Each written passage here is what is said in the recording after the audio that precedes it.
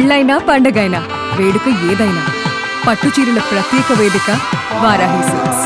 కాసేపట్లో పెళ్లి వేడుకతో సందడిగా మారాల్సిన ఆ ఇల్లు ఒక్కసారిగా నిశ్శబ్దంతో మునిగిపోయింది. మరికొద్ది గంటల్లో తన చెల్లెలి పెళ్లి వేడుకలో సందడి చేయాల్సిన ఆ అన్న విధి ఆడిన వింత నాటకంలో విగతజీవిగా మారాడు.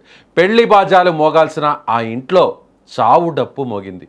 ఆనందంతో వెల్లివీరాల్సిన ఆ గడపపై విషాద ఛాయలు అలుముకున్నాయి.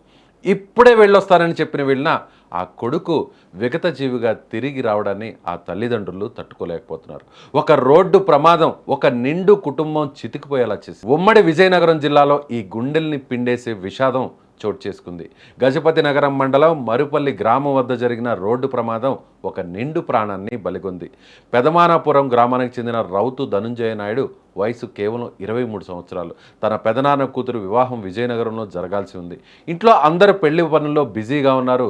ధనుంజయ్ కూడా ఎంతో ఉత్సాహంగా ఆ పెళ్లి పనుల్లో పాలుపంచుకున్నాడు. పెళ్లి ఏర్పాట్లను స్వయంగా పర్యవేక్షించి అన్ని సవ్యంగా జరుగుతున్నాయో లేదో చూసుకునేందుకు మరో 3 స్నేహితులతో కలిసి ధనుంజయ్ విజయనగరం వెళ్ళాడు.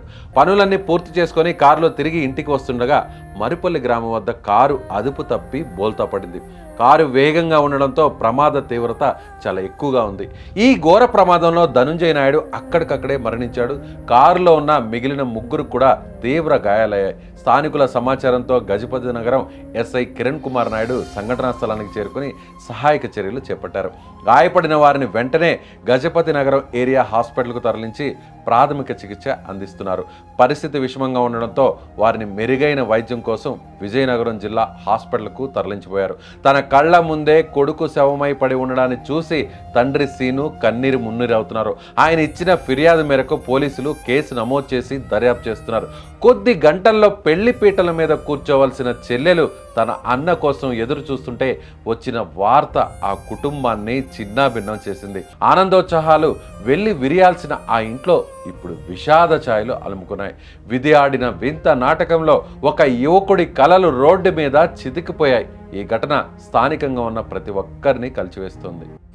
ఈరోజు ఎర్లీ మార్నింగ్ 2 గంటలకి మన గజపతి మరపల్లి జంక్షన్ దాటిన తర్వాత ఉన్న హెచ్పి పెట్రోల్ పంప్ దగ్గర ఒక కారు అదుపు తప్పి డ్రైవర్ ఎవరైతే ఉన్నారో అతను స్పీడ్గా నడపడం వల్ల అదుపు తప్పి బండి మొత్తం పెట్రోల్ అయిపోయింది. దానివల్ల అందులో 3 ఒక అతను చనిపోయినాడు.